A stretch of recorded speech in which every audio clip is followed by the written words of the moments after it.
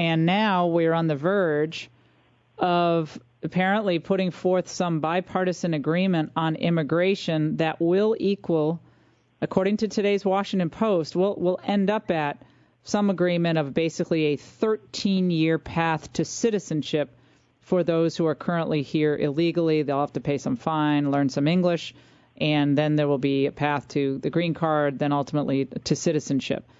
Do you think, as many do, and I certainly am one of those, that voting rights for illegal immigrants will, forget whether it's the right thing to do or not, but whether that will be good for the Republican Party?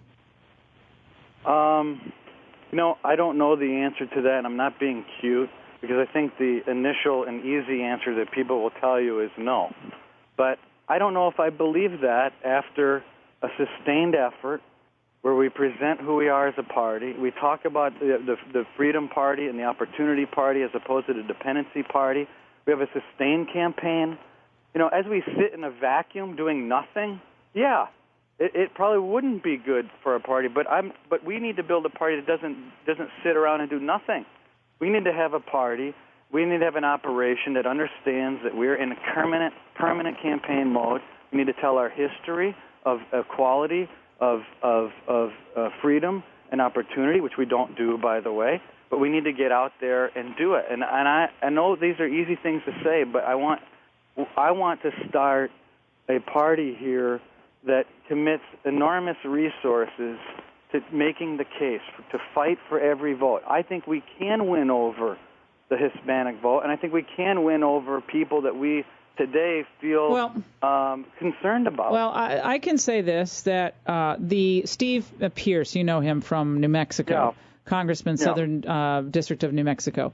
Steve was on our show on Friday, and he said that the idea that a mass legalization to citizenship push by the Republicans is going to somehow win the Republicans more Hispanics is ludicrous.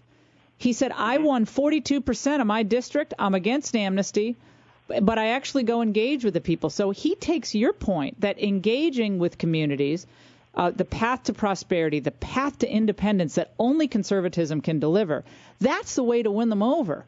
But this idea that, we're going to push for legalization in citizenship and we're going to get the people to turn out to vote for us, he's completely against that, and he wins the Hispanic vote.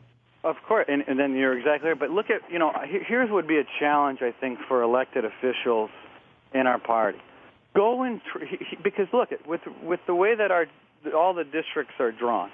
Look at, you can look in districts in San Diego, around that area, and you'll find the districts that are next to each other.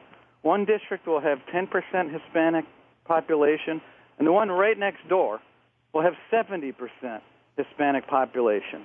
One candidate is fighting for the Hispanic vote, one isn't.